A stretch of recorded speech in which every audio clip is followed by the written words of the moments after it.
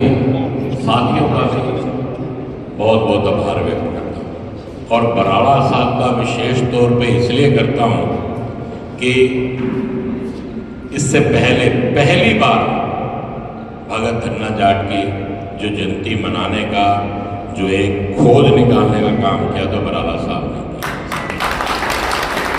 और आप अच्छी तरह जानते हैं कि जो पहली जयंती मनाई गई थी किस प्रकार से भव्य रूप उसे दिया गया था।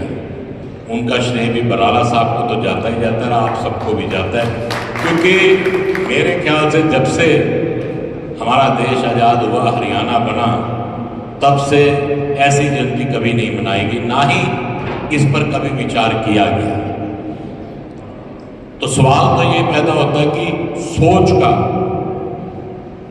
कि जिस प्रकार से हमारी पार्टी भक्तों की, ऋषि मुनियों की जयंतियां मनाने का काम कर रही है, तो इस प्रकार से सभी जयंती किसी न किसी समाज की मनती आ रही थी। एक जाट समाज के ले रहे थे जी, वो खोज निकालने का जो काम किया वो बराड़ा साहब ने किया।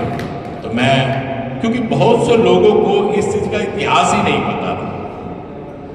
कई बार कोई ना कोई कौम ऐसी अछूती रह जाती है जिसका उन्हें पता ही नहीं लगता कि हमारे समाज से किसी ऐसे पुरुष पैदा हुए, ऐसे महापुरुष पैदा हुए जिन्होंने भगवान की प्राप्ति की। छोटी बात नहीं है कि पत्थर में ही उन्होंने भगवान निकाल दिया, इससे बड़ी बात कोई और नहीं हो सकती। तो मैं सबसे ज्यादा आभार व्यक्त करूंगा बराड़ा साहब को, और जो टारगेट दिया है बराड़ा साहब को पूरा यकीन दिलाएंगे 20-25 हज़ार से घाट को टारगेट इन्होंने दिया भी नहीं होगा, और उस टारगेट को हम लोग पूरा करेंगे और पहले से ज्यादा अच्छे रूप से इस उत्सव को मनाने का काम करेंगे, ये विश्वास दिलाते। और जो जिम्मेवारी लगाएंगे उस जिम्मेवारी से हम पीछे नहीं उठेंगे, ज्यादा करके दिखाएंगे, ये आपको विश्वास दिलाते। और जो भी कोई सुख सुविधाएं जैसी भी चाहिए वो बराड़ा साहब से जो भी हमें चाहिए होगी वो हमें मुहैया भी कराएंगे, और हम सब मिलकर, क्योंकि ये किसी एक समाज का काम नहीं है। जो महापुरुष हैं, जो भगत हैं, जिन्होंने इस प्रकार के कार्य उस समय में किए तो वो सभी के होते हैं।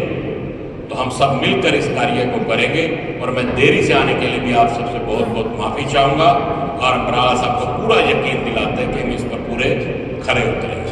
जय हिंद, जय भारत।